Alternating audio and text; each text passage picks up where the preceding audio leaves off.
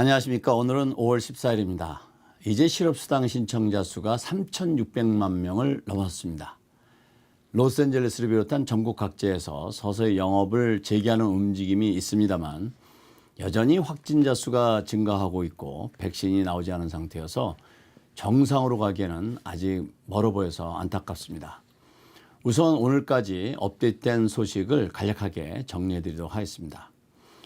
지난주 실업수당 신청자 수가 거의 300만 명인 298만 명이 신청했습니다. 지금까지 누적 실업수당 신청자 수가 약 3,650만 명으로 증가했는데 그 결과 실업률이 15.4%로 높아졌습니다. 실업자 수가 증가하는 것은 지금 상황에서 놀랄 일은 아닙니다만 걱정이 많이 되고 있습니다. 이런 결과는 의회와 정부의 추가 지원금 결정을 독촉하게 만들고 있습니다. 민주당에서는 현재 진행되고 있는 매주 $600 지급하는 PUA를 2020년 말까지 연장하자고 제안했습니다. 아시다시피 현재 지급되고 있는 PUA는 7월 31일까지입니다. 이것을 연장 지급하자는 것입니다. 만약 이 안이 통과가 되면 7월 31일 이후에 여전히 실업이거나 근무 시간이 줄어드는 직장인들은 물론 지난해에 비해 수입이 줄어든 자영업자와 인디펜던트 컨트랙터들에게도 많은 도움이 될 것으로 보입니다. 그리고 5월 13일자 월스트리트저널 보도에 따르면 상원을 지배하고 있는 공화당에서는 이번에 민주당에서 포괄적으로 $3의 추가 지원안을 상정한 것에 대한 대안으로 공화당 자체 아이디어를 담은 추가 지원안을 준비하고 있다고 합니다. 그리고 상원의 공화당 의원들은 실업자들이 직장으로 돌아가도록 인센티브를 지급하는 방안을 모색하고 있는데 직장인들이 직장으로 돌아가더라도 계속해서 실업수당 혜택도 받을 수 있는 방법을 제안하고 있다고 밝혔습니다. 그리고 공화당 의원들 역시 현재 PPP 융자금에 대한 혜택 기간을 연장하는 것과 스몰 비즈니스에 대한 추가 지원 방법을 모색해야 한다는데 의견이 모아지고 있다고 합니다. 그리고 이런 가운데 파웰 연준 의장은 상원과 정부의 경고장을 날렸습니다. 지금 상황은 현대에서 전례 없었던 경제적 타격을 입고 있다고 밝히면서 이런 현실은 이미 정부에서 지출한 경기부양지원금으로는 기업의 파산과 실업의 증가를 막기에는 부족하다는 것이 증명되었다고 얘기했습니다. 그러면서 만약 이미 민주당에서 제안한 추가 지원안을 연방 예산 적자 등의 이유로 상원과 정부가 이 결정을 미루게 된다면 안 된다는 경고를 하고 나선 것입니다. 이것은 어느 상원 또는 하원의 의원이 얘기한 것이 아니고 페드의 최고 위치에 있는 의장이 한 발언이기 때문에 시사하는 바가 크다고 생각됩니다.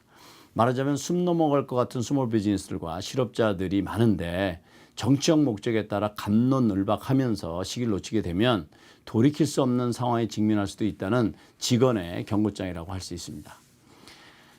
그리고 이제 SBA에서는 추가 Q&A 46번과 47번을 통해서 46번에서는 PPP 융자금이 $200만 이하인 경우에는 서티피케이션, 즉 신청자들이 PPP 융자를 신청했을 때 인증한 것을 신의성실한 인증으로 받아들이겠다고 공지했습니다. 그렇지만 PPP 융자금이 $200만 이상일 경우에는 여전히 조사 대상이라고 밝혔는데요. 조사 결과 부적절하다고 판단될 경우 PPP 융자금을 반납해야 한다고 하면서 이런 결과를 갖는다 하더라도 이 결과를 다른 정부와 공유하지 않겠다고 Q&A를 통해서 밝혔습니다. 그리고 이제 Q&A 47번을 통해서 PPP 융자금 자진 반납 마감을 5월 14일에서 5월 18일로 4일 더 연장한다고 답했습니다. 이 의미는 5월 18일까지 자진 반납하면 잘못된 방법으로 PPP 융자를 받았다 하더라도 신의성실하게 신청한 것으로 간주하겠다는 것입니다. 그리고 이제 세계적인 패스트푸드 체인인 맥도날드를 모르시는 분이 없으실 텐데요. 맥도날드는 전 세계적으로 약 38,000여 개의 매장이 있고 이 중에 약 23,000개의 매장이 미국에 있습니다. 그리고 이제 코로나19 이전에는 하루에 무려 680만 명을 서브하고 있었습니다. 이 맥도날드에서 오늘 59페이지에 달하는 운영 지침을 발표했습니다. 이 내용 중에는 화장실은 매 30분마다 청소하고 키오스크는 주문을 할 때마다 클린업하고 이래야 된다는 지침이 들어있고 각 매장의 다이닝 에리어는 소셜 디스턴스를 유지하도록 하고 소다 파운틴은 완전히 클로즈 하든지 아니면 직원들이 관리하도록 조치한다는 내용도 포함되어 있습니다. 뿐만 아니라 이제 터치하지 않도록 하기 위해서 화장실 문의 자동화라든지 페이퍼 타월의 자동화, 직원들에게는 마스크와 장갑을 공급해야 될 것이고 이런 비용의 지출은 각 매장의 주인들이 영업을 재개하기 위해서 부담해야 하는 비용들인 것입니다. 그래서 맥도날드에서는 이런 추가 비용 부담이 어려운 매장을 위해서 별도로 팀을 구성해서 지원할 계획을 세우고 있습니다. 이외 스타벅스라든지 웬디스 그리고 칙필레이와 같은 이제 회사들도 로컬 정부의 지원 상태와 코로나 스테이 앳 홈 사정에 발맞추어 서서히 리오픈하겠다는 계획을 발표하고 있습니다. 이런 그 레스토랑들이 리오픈 계획과는 달리 여러 가지 우려를 낳고 있는 이슈들이 있습니다. 회사들의 방침에 따라 이행한다 하더라도 종업원들의 안전과 고객들 중에 소셜 디스턴스 유지와 같은 레스토랑 지침을 따르기를 거부하는 고객들도 있을 수 있는데 이때 저지하는 과정에서 자칫 일어날 수 있는 사고 등에 대한 우려는 여전히 해결해야 할 숙제라고 생각이 됩니다. 우리 한인들의 경우도 다양한 요식업을 운영하고 있습니다. 이런 맥도날드의 방침은 향후 요식업을 어떻게 운영해야 할지에 대한 방향의 좋은 가이드라인이 될 것이라고 생각이 됩니다.